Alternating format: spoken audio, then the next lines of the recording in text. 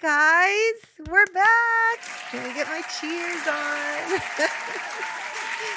I decided to try something new today. I love these little things. They're from Solomon. They are here at the podcast place, so I decided to use them today.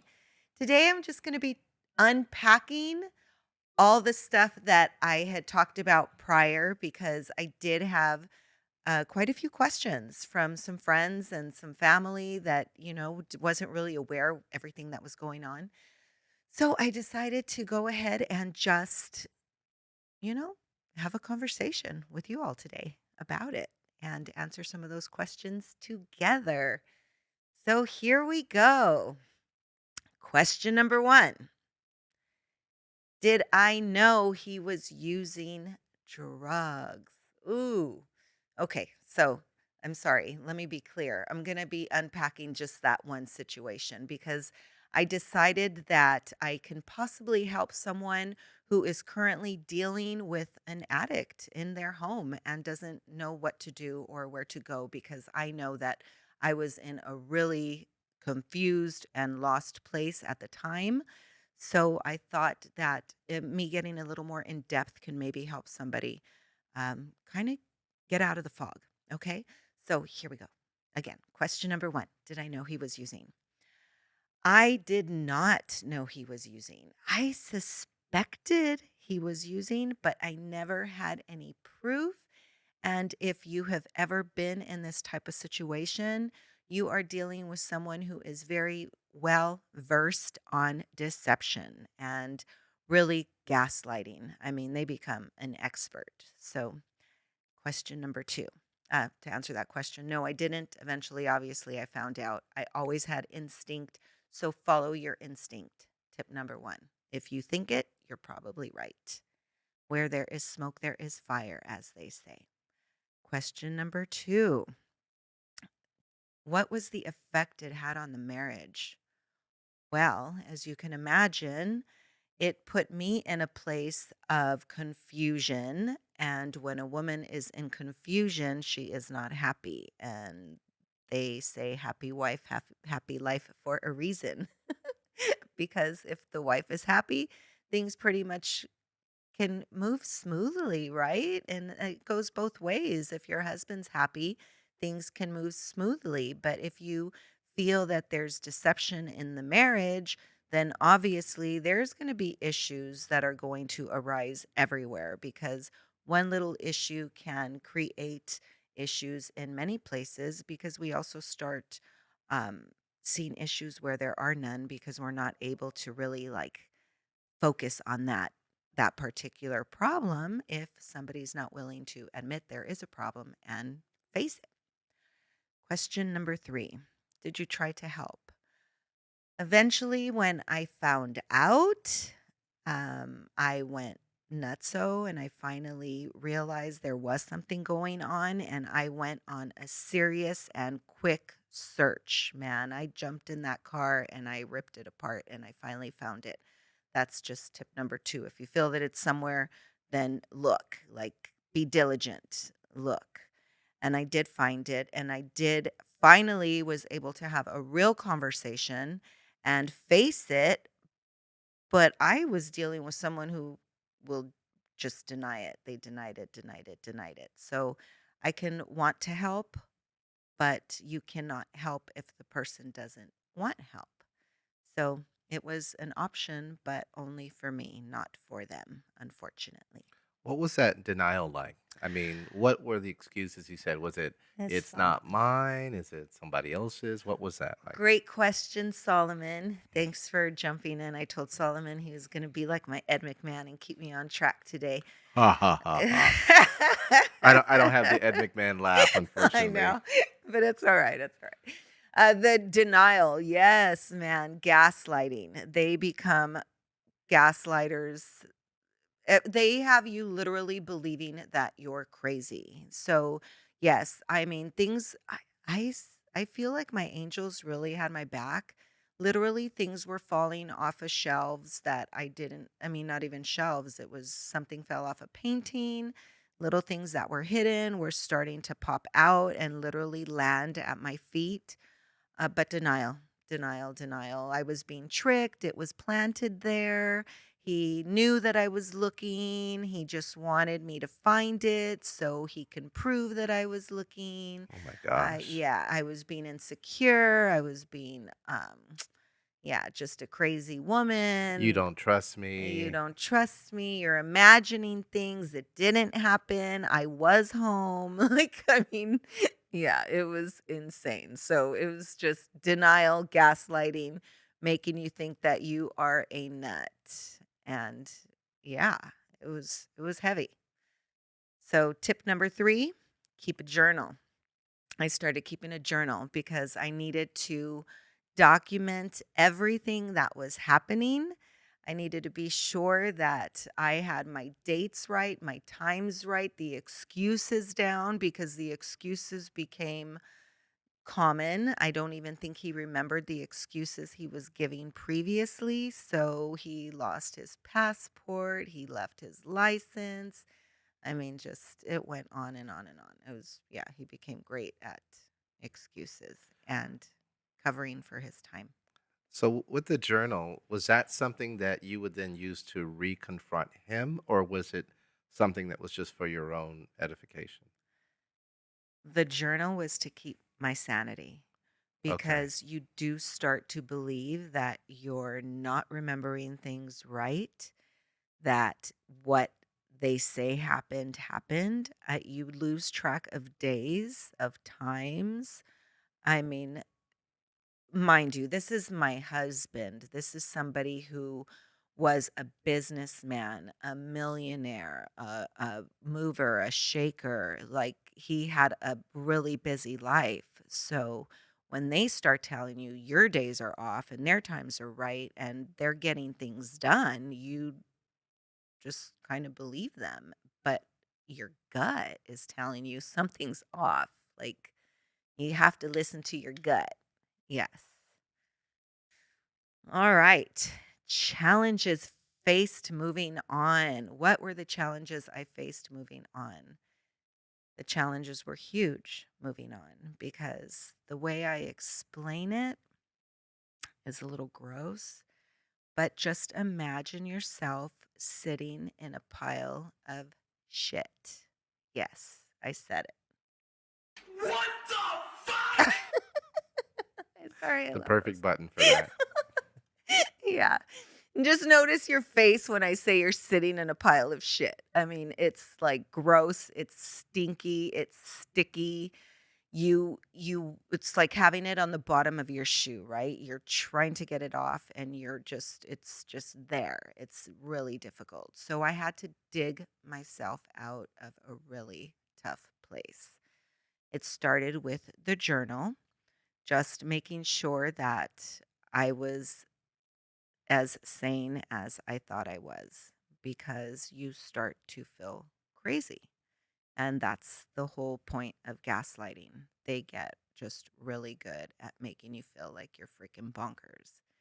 And you're trying really hard to prove that you're not. So it really does work in their benefit because you become that person who says, I'm not insecure. I'm going to show him I'm not insecure. So I'm not going to call him today. I'm going to let him have his whole day and do what he needs to do. And it really benefits the purpose when, in fact, you should be able to check in with your spouse and see how their day is going and have a normal, regular conversation, right? So, um, you have to start reading, is what I started doing. I got on Google and I just started looking up things that I thought weren't right, which is incredible when you get in Google because you realize that you are not the only person in this situation.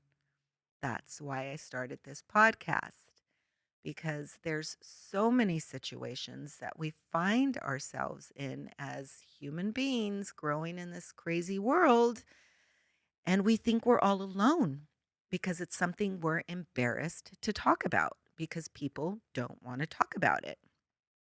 I found these crazy sites on Google that literally weren't there to help me. get out of my situation, but I did find sites that were there to help him in his situation, how he could sleep, how you can function on meth, things that you should do as far as drinking a lot of milk. And these sites that I was finding to give him advice were confirming everything that I had already known. So that helped me a lot. YouTube and Google, my gosh, you guys are your friends. Utilize, utilize, utilize. Any questions you have, of course, like they say, it's the first place to find out you're dying. you know, Solomon, I don't know if you've ever looked up an illness, but Oh my God, that WebMD is the worst. It will have you thinking you're dying tomorrow yeah. from anything. But listen, let me ask you.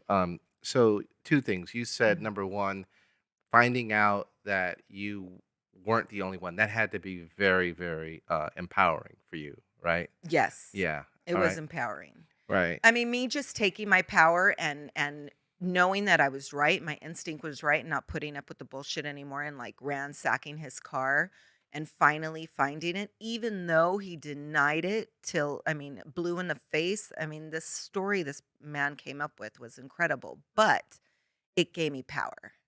Got it. And then the second thing, so you're saying these sites were basically telling him how to function while addicted to meth and how to continue to hide it from employers, from people, how Mhm. to stay, and so was it that you were seeing signs of him doing these things that sort of like drinking milk or whatever it was Oh, that they said? yes. Okay, Yes. Yes. Yeah, confirmation. got it. Okay. Definitely. Yeah. Let me see. Have you been able to move on? Yes, praise God, I've been able to move on. That's why I'm able to do this because I have been able to move on. I want people, other people in my position or any other position of where they're feeling like they have a story that they can't share. This is hugely part of moving on. Like being able to share it, being able to talk about it, hopefully being able to help somebody through it is moving on. It's all part of the move on. What was your personal experience in moving on? Was it someone you talked to?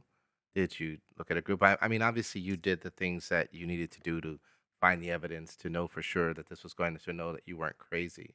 But when you got to that aspect of moving on, there's some kind of resolution you had to make with yourself. Is that right? Yeah. What are those buttons? Let me look. Which button do you want? Wait, I'm gonna do cheers one more time because moving on is hard, Yeah, we need that.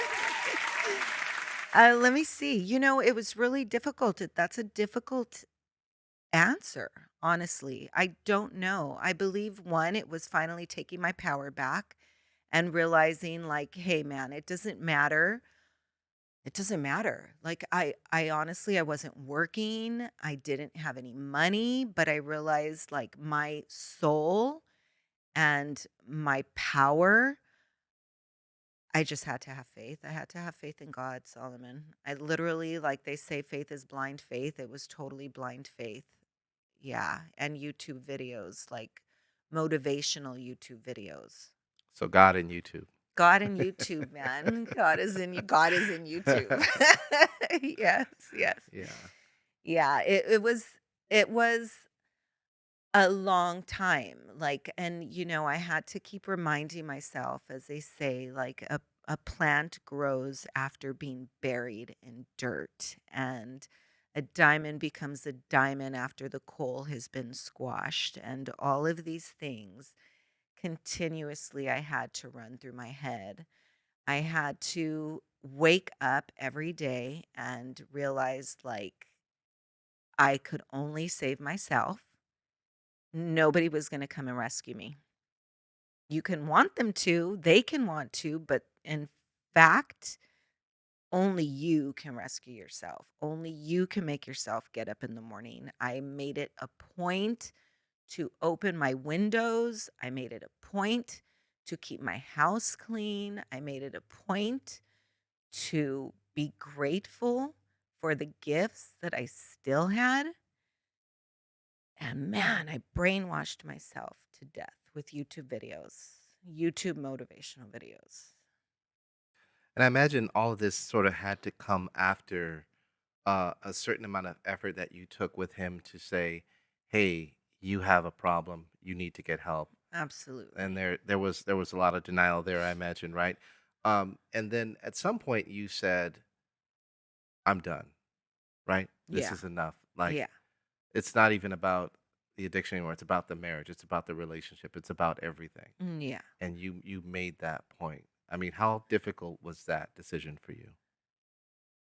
That decision became easier and easier because the addiction became worse and worse. I didn't realize what it would turn into, but it came to the point where we were like, my dream, right, was always to live in a neighborhood and have our house like I grew up, right? The neighbors, the kids, the trick or treating, we were the freaking crazy people on the block. Like, he was the crazy person on the block. He would stare in the neighbors' trees. He would talk to people in the street that weren't there. This was a $1,000,000 neighborhood. So, you know, people were a little more patient because they, in their minds, thought it was a serious mental thing. And for a long time, I did too. I thought it was a mental thing. I didn't realize that the drugs had taken such effect that he was literally hallucinating these things. And Wow. yeah, it became to the point where it's like, okay, we can stay here and try and help and put ourselves in danger, or we can realize like you need to get out. But I have to tell you, Solomon, when I talk about faith, like I didn't just pack my bags and run, right? I lived it.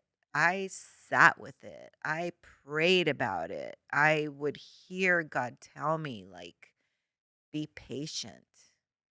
Be patient. I would hear him tell me be patient, and I would have to be patient because I believed that much that I was listening to God and he gifted me everything I asked for and more. So I can only believe that who I was listening to was God. And again, that's why I do this because I believe that he was telling me, now you need to do this. Now you need to share your story because there's Got it. people you can possibly help. Okay.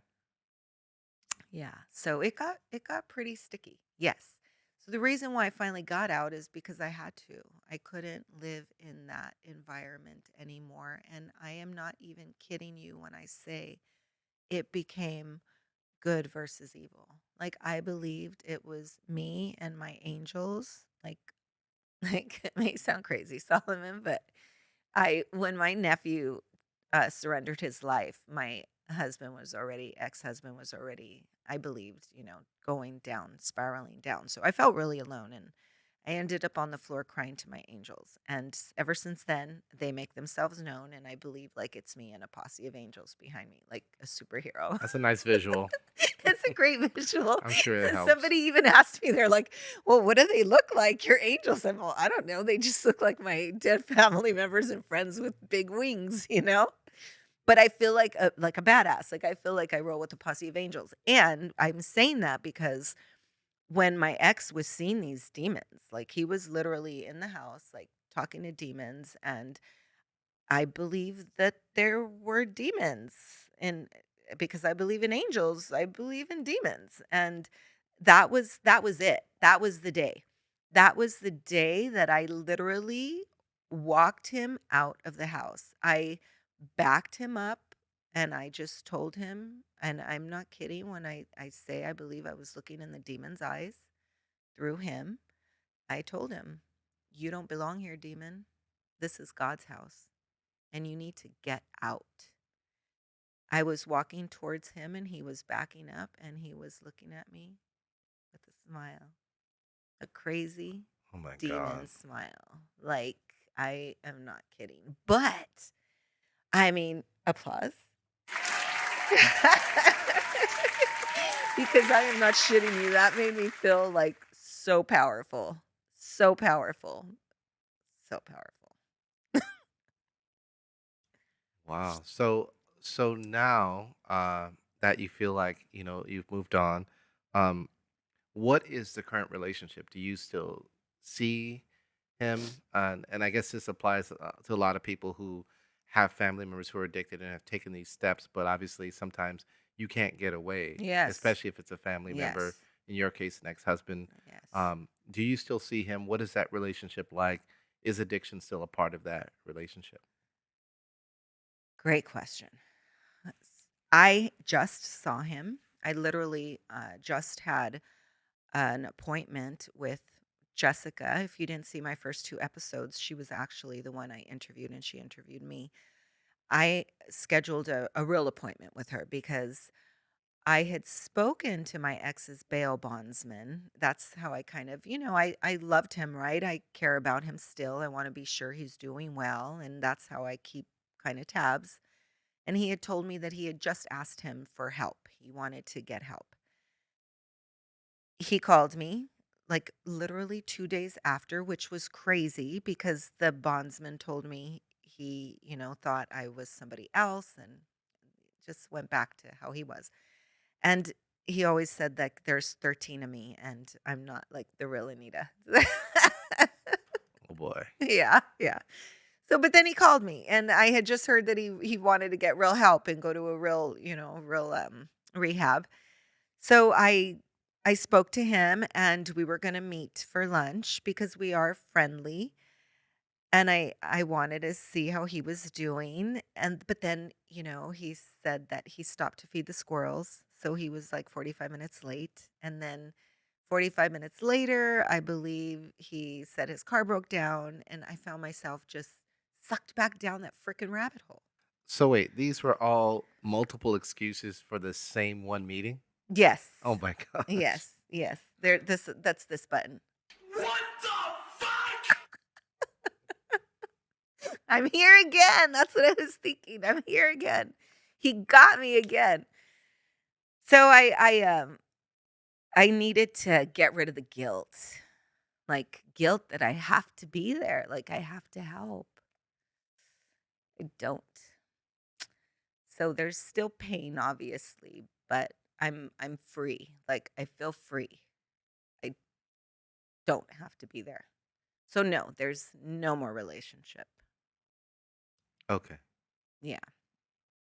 And then how would you and I understand your situation obviously is unique. Um what kind of advice would you give to someone else who has a loved one or a family member as an addict? Um and let's say they've Ooh, gotten to this point of, saying, "Okay, I have to separate myself from this.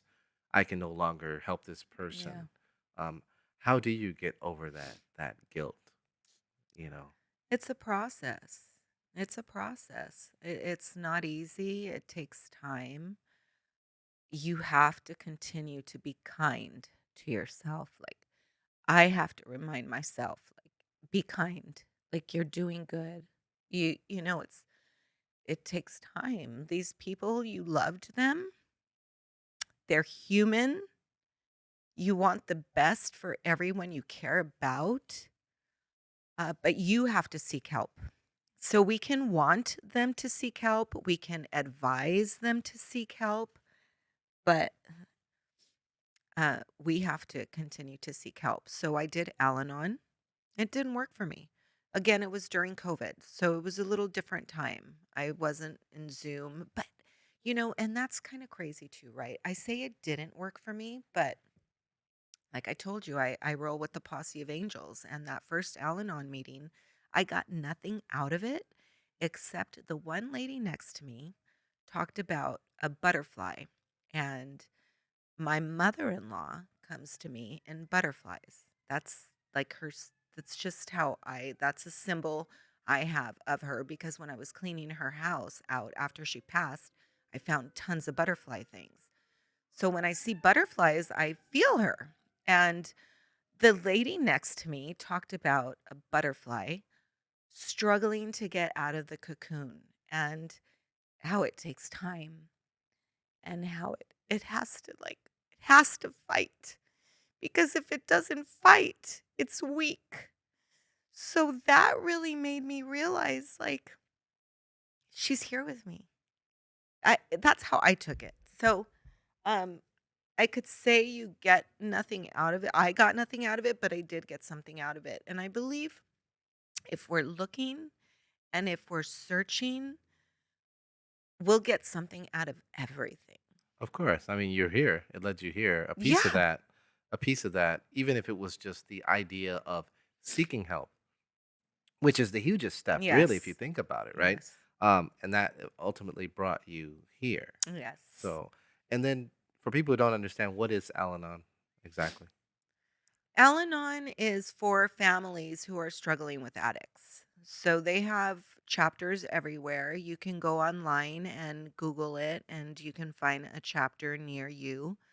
Like they have AA for alcoholics and NA for Narcotics Anonymous, Alcoholics Anonymous. Al Anon is for families who are dealing with alcoholics or addicts. Okay, I'm gonna see if I can pop a website up here. Yeah. And, Okay. it's like I tell everybody, even with churches, you have to date them. I call it dating. They have them everywhere. You just have to search and look for the one maybe closest to you and see if you like it, if it's a fit when you go. If it's not, try another one. And if that one's not a fit, try another one, because you have different people at different places for different reasons. Sometimes they're court ordered, and sometimes there's places that you have people who truly want to be there. So you have to find the right one that fits you and your lifestyle, your time. Like, it shouldn't stress you out, it should bring you some form of peace and help. Well, amazing story. Mm, Thanks for sharing. yeah.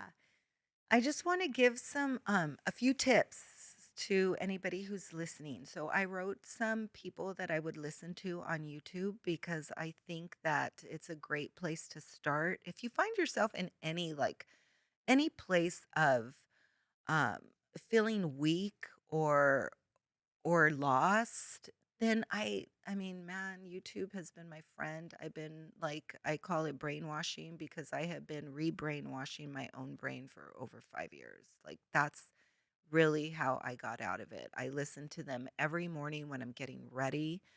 I listen to podcasts. I listen to other people's stories as my own. Another, right, reason why I'm doing this, because they've helped me so much. And so let me give you guys a few of them, because they are my saving grace.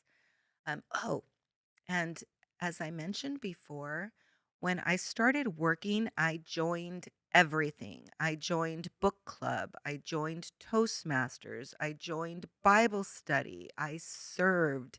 Service has been my saving grace. Again, if you don't go to a church, find a church. The churches have disappointed me, but it also allowed me a place to serve. And you have to have God within, right? You have to find your own peace within, because it doesn't come from a church, it doesn't come from a place. Those places are just places you can go and hopefully give, forward, right? Do something good for others. But if you're looking for them to save you got to look within, people, because no place and nobody's going to save you. That's that's something I really learned. But they can help you. So here's some people that have really helped me. Les Brown, and I'll also put this in the description. Everybody I've named, but if you're looking for some actual YouTube channels, feel free to message me, and I'll go ahead and send you a list of all of the channels that I listen to. And if you found this informative, like and follow, because we're going to have so much more great stories coming up. My next guest has an incredible story. So, yeah, like and follow. Okay, guys. Les Brown. I was in Toastmasters, as I mentioned. He's voted one of Toastmasters' top 5 speakers in the world. I just thought I'd throw that in because he is amazing. He's got some good stuff. John Maxwell, Louise Hay, Wayne Dyer, Jay Shetty, Steve Harvey. Believe it or not, he's not just a funny man, he's got some great motivational stuff out there. Ed Milet, Jim Rohn, Mel Robbins, Lewis Howes, Brene Brown. If you want some badass, gonna kick your butt stuff, David Goggins will really let you have it. Tony Robbins is great. If you need some brain food, listen to Joe Dispenza. Learning about neuroscience was incredible. That is Joe Dispenza. He is all about brain science. And man, when you realize the power in our brain and what that can do for our body, for our motivation, for our life, that alone is gold right there. Have you ever checked out neuroscience studies? A little bit, a little bit. It's something where I've just looked at various books and stuff, but I tend to be more of a person who just sort of looks at the trends of the world and Hmm. see how people react to different things, and I learn a lot from that. So I sort of selectively pick the different things where I'm actually going to read a book or someone's actually written about something, and they have to have some pedigree for me to actually pay attention. So I'll check it out. Okay. Well, Joe Dispenza, I highly recommend and have some proof of pedigree. This guy cured himself. He was told he was going to be paralyzed, and he is not, and he's helping to change the world. So, highly recommend. If you want to know the power within, Joe Dispenza is your man. And if you're looking for some brain food, which we all need, Jim Quick is awesome. He helps you memorize things and remember things, and I definitely need to use him more often. Again, YouTube channels. They're all on YouTube. One of my favorite YouTube channels that really helped me is Above.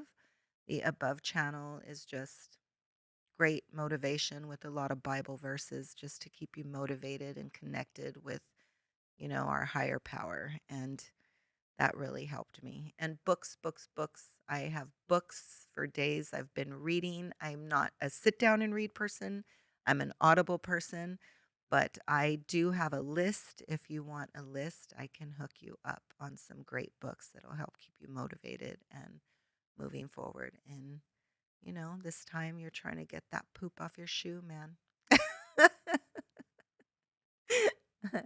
I think that's it, Solomon. All right. Well, I think that was good. So we'll put this on the screen, get everybody to like, share, and subscribe. Yes. And we look forward to seeing you Thank you. next Anita time. Hartog. Catch me on Instagram at Anita Hartog _ Peace out, people. That gets cheers.